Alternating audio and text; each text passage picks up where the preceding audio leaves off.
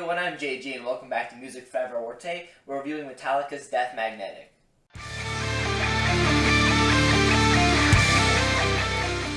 Alright folks, before getting into the actual review here today, I just want to remind anyone who may be new to the channel that I've been reviewing all of Metallica's albums here on my channel. So if you're curious and watching all those Metallica reviews that I've already done so far, there's going to be a playlist link down in the description below, as well as annotated here on screen at the end of the video, that you can click on, and it'll take you right to the playlist as soon as this video is over.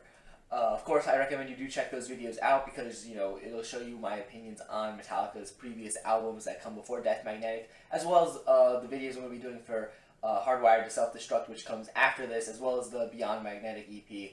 I'm going to have those two videos come out sometime after this review goes up, so look out for those, and make sure you subscribe so you don't miss out on those reviews. Alright, with that out of the way, I think it's time to just get right into this review here about Death Magnetic here. Metallica's, at the time, new album, and kind of an important album for Metallica in terms of just regaining their fan base to some degree, considering after Saint Anger, which was such a hated album, you kind of have to gain the trust of your fan base yet again. And Metallica as a band in general had kind of, not exactly got a lot of favor during this the time period leading up to this album, I guess you could say, with, kind of changing their sound from thrash metal and, the whole Napster thing, as well as, Saint Anger in its entirety. Lots of people were just kind of, getting tired of Metallica, not exactly wanting to even bother with Metallica, considering there were other thrash metal bands out there that were, putting out quality thrash metal at this time period. Starting in, like, the 2000s, there was lots of older thrash metal bands that were kind of coming back, releasing tons of great classic thrash metal albums that kind of rivaled their original stuff. And aside from that, new thrash metal bands as well. So, what exactly was Metallica going to do here with this album? And the answer, I guess, is, a fairly simple one. They kind of went back to their roots here, and it's not common that you see bands that get criticism for, leaving their original sound actually go back to their older sound and manage to pull it off well. But honestly, Death Magnetic, in terms of the structure and the sound, seems like the natural continuation of Injustice for All. If, the Black Album and all of its follow-ups never happened, really. If Metallica hadn't taken that detour off in a different direction and decided to stick with thrash metal, I feel like Death Magnetic would have been the follow-up to some degree, in terms of the sound, that is. Maybe not so much the lyrics, but the sound for sure. Though, before talking about this album, just to kind of get the elephant out of the room in terms of complaints, we have, the production on this album and the kind of problems that we see here in terms of the compression here on the album, which, is noticeable when you're listening to it. I guess if you're not super into music and you're just kind of unfamiliar with, production and bad production quality, really, maybe you won't notice it as much. But, to anyone who, kind of knows a thing or two about that, it's very obvious just that the songs here are all really kind of compressed, and it doesn't sound as good as it should, to be honest. Now, the uncompressed or better quality versions of these songs do exist in some degree. I believe they were released as part of the Guitar Hero Metallica game, and, you could download them for that game, I believe, or they come on the disc for that game. I don't exactly remember. But you could find those versions online then as a result. But, if you buy this album on CD or something like that, it's going to have the original versions on there. It doesn't have the fixed versions. So, that's kind of a downside to this album, arguably the biggest weakness of this album as a whole. And, it's just kind of funny because Metallica as a whole, as a band, have had some serious problems with production throughout their career, despite, being the big band that they are, whether it be the lack of bass on Injustice for All or, the drums on Saint Anger, for example. This is just another kind of problem in a similar vein to those. But here, kind of unlike Saint Anger, the music itself is actually pretty good, and that kind of makes up for the production problems here. Like I said, this album feels like a continuation of Injustice for All to a degree, because it takes the thrash metal sound of that album and just kind of, continues it. It has a better, more modern, I guess you could say, sound to a degree, and, they kind of keep the same longer song structures and more complex thrash song structures here as well. And I feel like this is, to a degree, a good thing and a bad thing. It's a good thing because it shows Metallica experimenting with longer song structures and, being able to do more with what they're doing in each individual song itself.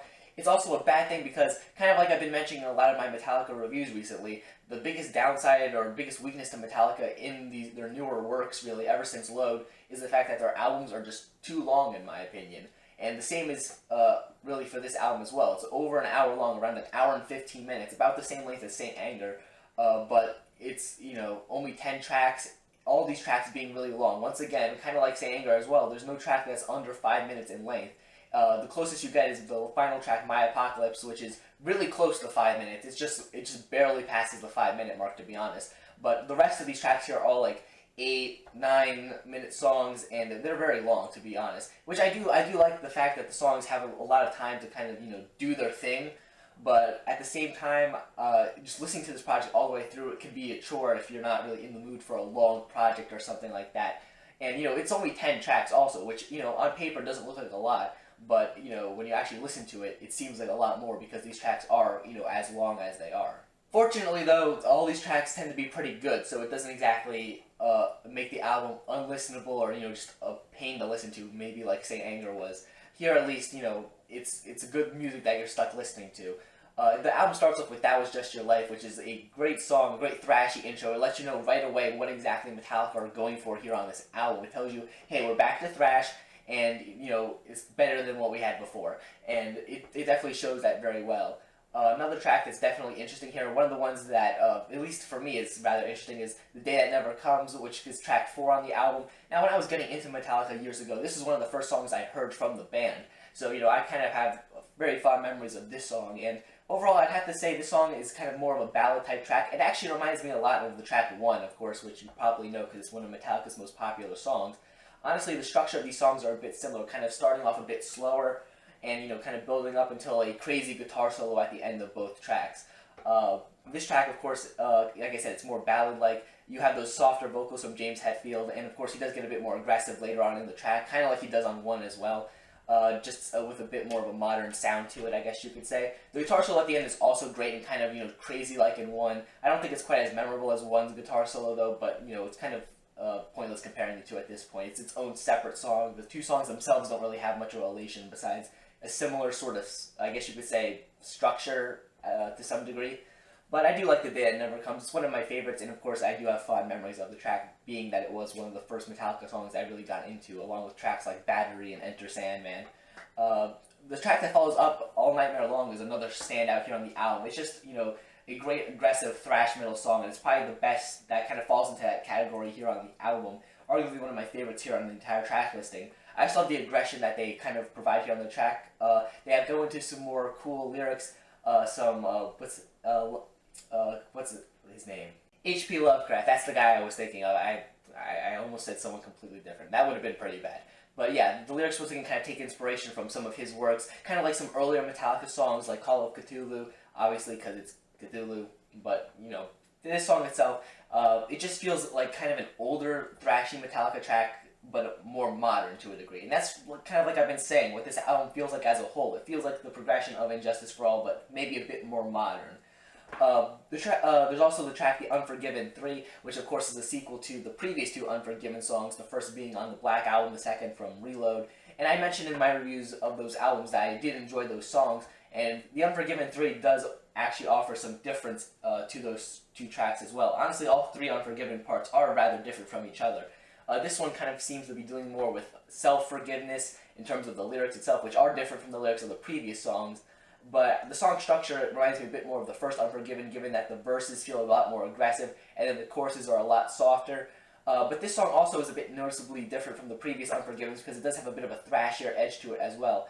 While much of the song is kind of a softer ballad-type track, which isn't particularly thrashy, there does come a guitar solo later on in the track, which is really cool. It does have a bit more of a thrashy edge to it as well, and it kind of stands out as being the longest Unforgiven track, and also the most, I guess you could say, thrashier to some degree, which kind of makes it stand out. I think it's a cool track. It's not my favorite Unforgiven song, but it's definitely a very interesting type of track that they managed to make here. And it's kind of good that they were able to make 3 of these Unforgiven songs that managed to be of good quality, in my opinion. The track "Cyanide" is another one of my favorites. It starts off the second half of this album here, and it's just another one that I keep coming back to in terms of enjoying it. You have the track "Suicide" and "Redemption," which is the instrumental track here on the album. Once again, this mirroring one of their earlier works from the 80s in terms of having an instrumental track here that's towards the end of the album. It reminds me of something like Orion from Master of Puppets or "To Live Is to Die" from "Injustice for All" in terms of like what it's doing here. It's just another good instrumental track. It's not, I don't think it surpasses any of the ones from the 80s, but it still is a really good track, and it's, I believe, the longest track that we have here on the album. And then the closing track, "My Apocalypse," kind of is a more of an aggressive ending to this album. It's the shortest song here on the album, like I mentioned before, and it just manages to be kind of that aggressive closing, kind of like Damage Incorporated or Dyer's Eve. So overall, I have to say that Death Magnetic is a good Metallica album. It does have its flaws given, the long length of the project and the production that I mentioned before, but these are kind of small issues in the grand scheme of things, and it's important to remember that coming off of Saint Anger, this is a massive improvement, like a massive improvement. It's a very good album, I would say. I don't think it surpasses any of Metallica's work from the 1980s in terms of like quality, but it's very close in my opinion. I think it's an overall rather enjoyable project. If you're a fan of Metallica and you haven't checked this album out yet, for whatever reason, you definitely need to check it out. Even if you're a fan of the more 80s leaning thrasher material, this is exactly the album that you're looking for in terms of more modern Metallica. It's a good project. Check it out. And to a degree, I do feel like it is somewhat underrated, given that I don't hear people talk about it all that much. People like to kind of talk about the flaws of Saint Anger, Load, and Reload, but they kind of have kind of looked past this album and kind of the good that it's managed to do in terms of Metallica's career in the more modern period for the band. Of course, they only released the follow-up to this album last year, so for a good period of time, and a good period of time where I was a Metallica fan at least, this was the newest Metallica album, and I don't feel like a lot of people talked about it, at least in, I guess you could say, well, I was a Metallica fan. Maybe when it came out initially, there was a lot more talk about it, but I wasn't listening to Metallica back then. So, I can't really say. Overall, it's a good project, and you should check it out. So, yeah, that's really it here today. If you enjoyed the video, leave a like and subscribe to the channel so you don't miss out on those future Metallica reviews. Once again, that playlist is going to be linked down there in the description and on here on screen when the video finishes. Comment down below what are your thoughts on this album. Where do you think it stands compared to the rest of Metallica's albums? Yeah, thanks for watching, guys. Stay gold.